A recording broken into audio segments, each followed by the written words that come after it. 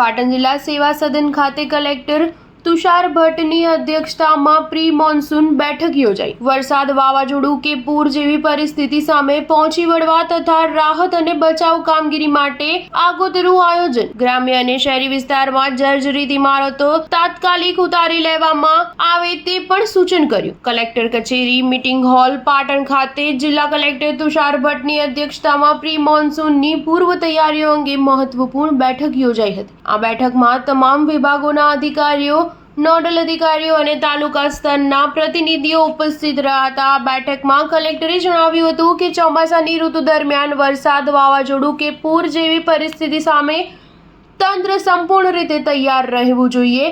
નીચાણવાળા વિસ્તારોમાં રહેતા લોકોને પૂર્વ એલર્ટ આપવાની, નદી, નાળા અને ગટર જેવા સ્થળોની યોગ્ય રીતે સફાઈ કરવાની સૂચના આપી હતી.